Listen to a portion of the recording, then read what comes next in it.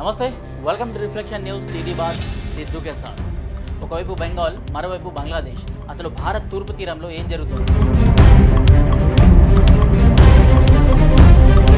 అలాగే బెంగాల్లోని ముర్షిదాబాద్లో హింసాత్మక అల్లర్లు చెలరేగింది కొత్త వక్ఫ్ చట్టం కారణంగానే.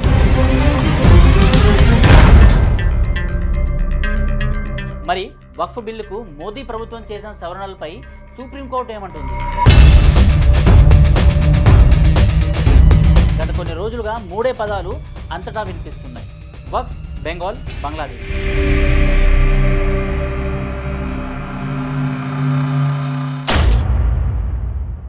అలాగే బెంగాల్లోని ముర్షిదాబాద్లో హింసాత్మక అల్లర్లు చెలరేగింది కొత్త వక్ఫ్ చట్టం కారణంగానే. మరి వక్ఫ్ బిల్లుకు మోదీ ప్రభుత్వం చేసిన సవరణలపై సుప్రీంకోర్టు ఏమంటుంది? గత కొన్ని రోజులుగా మూడే పదాలు అంతటా వినిపిస్తున్నాయి: వక్ఫ్, బెంగాల్, బంగ్లాదేశ్. ఇవాళ ఈ మూడింటి లెక్క ఏంటో తెలుద్దాం. ఎందుకంటే వక్ఫ్తో బెంగాల్, బెంగాల్తో బంగ్లాదేశ్ ఇప్పుడు ముడిపడిపోయాయి కాబట్టి. మోదీ సర్కార్ 3.0లో ఇప్పటి వరకు తీసుకున్న నిర్ణయాల్లో అతిపెద్ద రాజకీయ నిర్ణయం వక్ఫ్ చట్టానికి సవరణలు చేపట్టడం. 1995లో కాంగ్రెస్ చేసిన పాపానికి మోదీ విరుగుడు తీసుకొచ్చారు.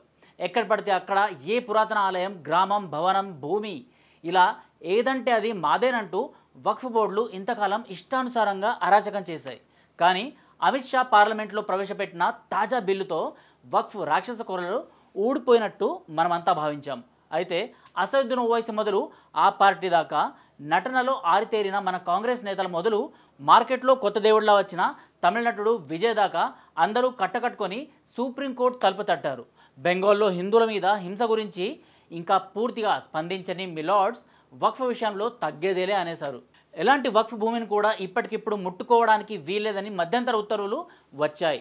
అలాగే వక్ఫ్లో ముస్లింలు కాని వారు ఎలా ఉంటారని కూడా న్యాయమూర్తులు సూటిగా ప్రశ్నించారు.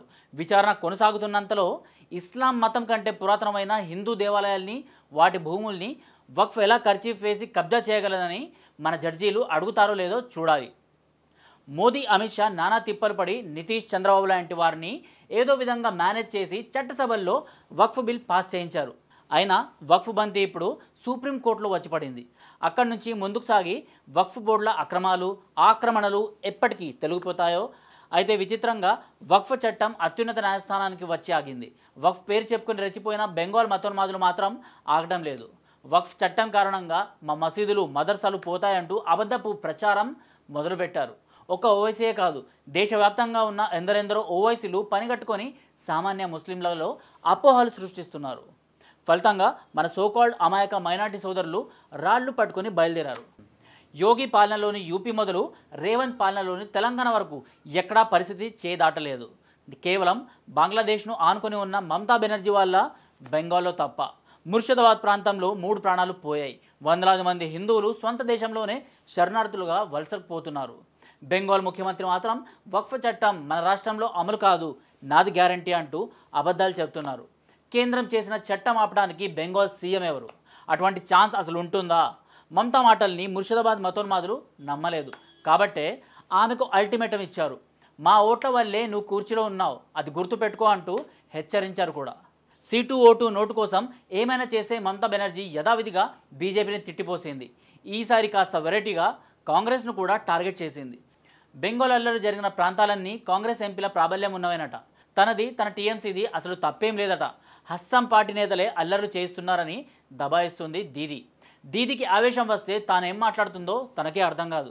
బెంగాల్ అల్లర్లలో బిక్కుబిక్కుమంటున్న హిందువుల గురించి మాట్లాడమంటే ఆమె బెంగాల్కి శ్రీలంకతో సరిహద్దు ఉందంటూ విచిత్రమైన జాగ్రఫీ పాఠాలు చెబుతుంది. సరే, ప్రస్తుతానికి ముర్షిదాబాద్ ప్రాంతంలో అల్లర్లు చల్లారి సాధారణ స్థితికి వస్తున్నాయి. అందుకు కారణం Bengal CM and home minister కూడా. అయినా మమత కాదు, ఆమె రాష్ట్ర పోలీసులు కూడా కాదు. బెంగాల్ హైకోర్టు ఆర్డర్స్ మేరకు కేంద్ర బీఎస్ఎఫ్ బలగాల్ని రంగంలోకి దింపింది. ఎక్కువ చేస్తే కాల్చి పారేస్తారని మతోన్మాదులు కాస్త వెనక్కి తగ్గారు. మళ్ళీ కేంద్ర బలగాలు అక్కడి నుంచి కదిలితే తమ పంజాలు విసరడానికి కూడా సిద్ధంగా ఉన్నారు. అసలు ఇంతకీ హిందువుల్ని టార్గెట్ చేసి మర్డర్లు, రేపులు తెగబడుతూ ఆస్తులు ధ్వంసం చేస్తున్న వీరంతా ఎవరు? కొన్ని రిపోర్ట్స్ ప్రకారం బెంగాలీ ముస్లింలు కూడా కాదట. బంగ్లాదేశ్ నుంచి మమతా బెనర్జీ, టీఎంసీ పార్టీ నేతల ఆశీర్వాదాలతో బెంగాల్లో చొరబడిన జిహాదీలు ఇదంతా చేస్తున్నారట. అంటే బెంగాల్లో అందరూ శుద్ధపూసలే అని అర్థం కాదు. బయట రాకాసి మూకలు ఇక్కడికి వచ్చి అరాచకం సృష్టిస్తుంటే సైలెంట్గా తమకు వీలైనంత సాయం చేస్తున్న ఇంటి దొంగలు మన ఆర్గానిక్ జిహాదీలు కూడా ఉన్నారు. మరో దారుణమైన విషయం ఏంటంటే ముర్షిదాబాద్ అల్లర్లలో ఎక్కువ శాతం హింసకు తెగబడిన వారు మైనర్లేనట. నిండా 18 కూడా నిండని జువైనల్ జిహాదీల్ని, దేశద్రోహుల్ని రంగంలోకి దింపారు. వారి చేత మర్డర్లు మొదలు రేపుల దాకా, ఆస్తుల ధ్వంసం మొదలు భద్రతా దళాల మీద బాంబు దాడుల దాకా అన్నీ చేయిస్తున్నారు. వారైతే పట్టుబడ్డా కూడా మందలించి హెచ్చరించి 4 నెలలు కరెక్షన్ సెంటర్లో ఉంచి పంపించేస్తారు. కాబట్టి మన శత్రువులు మనకంటే బాగా మన చట్టాలని, వాటిలోని లొసుగుల్ని స్టడీ చేస్తున్నారన్నమాట.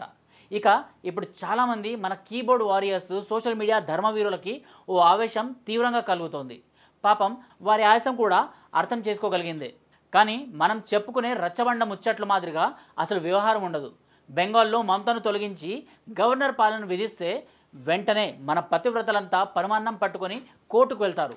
రాజ్యాంగం ప్రమాదంలో ఉందని ఎర్ర అట్టా బుక్ చూపిస్తూ వగలిపోతారు. అప్పుడు కోర్టుకి మోదీ సర్కార్ మళ్ళీ సమాధానం చెప్పుకోవాలి. గవర్నర్ పాలన ఎందుకు విధించారో సంతృప్తికరంగా వివరణ ఇవ్వాలి. అంతా చేస్తే కూడా బెంగాల్లో 6 నెలల గవర్నర్ పాలన తర్వాత ఎన్నికలు పెట్టాల్సిందే. అంతలోపు మమత ఊరుకుంటుందా? పోయినసారి ఎన్నికలప్పుడు వీల్చైర్లో కూర్చొని కాలికి కట్టుకొని అద్భుతంగా అభినయం చేసింది వైట్ సారీ మేడం. ఈసారి గవర్నర్ పాలన విధిస్తే ఊరుకుంటుందా? ఊరూరా తిరిగి విక్టిమ్ కార్డు ప్లే చేస్తుంది. మోదీ నియంత అంటూ మమత మొదలు జర్మనీలోని మన జర్మన్ షెఫర్డ్ వరకు, అంటే మీకు అర్థమైందనుకుంటా, అందరూ ముక్త కంఠంతో మొరుగుతారు. ఫైనల్గా సెక్యులర్ బెంగాలీ హిందూ ఓటర్లు మళ్ళీ గ్రాండ్ మెజార్టీతో దీదీనే కుర్చీలో కూర్చోబెడతారు. మరి ఈ మాత్రం దానికి గవర్నర్ పాలన ఎందుకు? కాకపోతే మోదీని తిట్టే వారినైనా సమర్థించే వారినైనా ఇప్పుడు ఒకే ఒక్క ప్రశ్న వేధిస్తుంది. మమతా వర్సెస్ బీజేపీ పొలిటికల్ డ్రామాలో బెంగాలీ హిందువులు ఆహుతి కావాల్సిందేనా అని. కానే కాదు. బీజేపీ పార్టీ ప్రధాని మోదీ నాయకత్వం కాకుండా భారతీయ హిందువులకు ఇప్పటికిప్పుడు ఇంకేమైనా బెటర్ ఆప్షన్స్ ఉన్నాయా?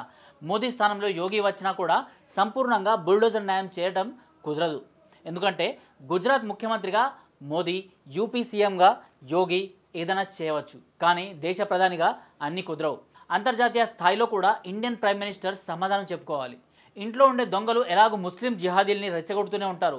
అందుకే మోదీ షా చాలా బ్యాలెన్స్డ్గా బండి నడుపుతున్నారు. కొన్నేళ్ల క్రితం కాశ్మీర్లో రాళ్ల వర్షం కురిసేది. అక్కడ కూడా మైనార్టీ తేరని మైనర్ పిల్లల్నే పావులుగా వాడేవారు.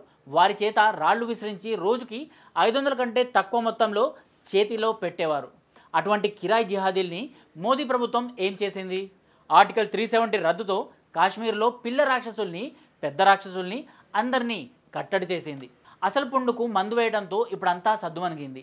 అయినా కూడా చిన్న చిన్న దేశద్రోహుల చర్యలు ఇంకా అక్కడక్కడ కనిపిస్తూనే ఉన్నాయి.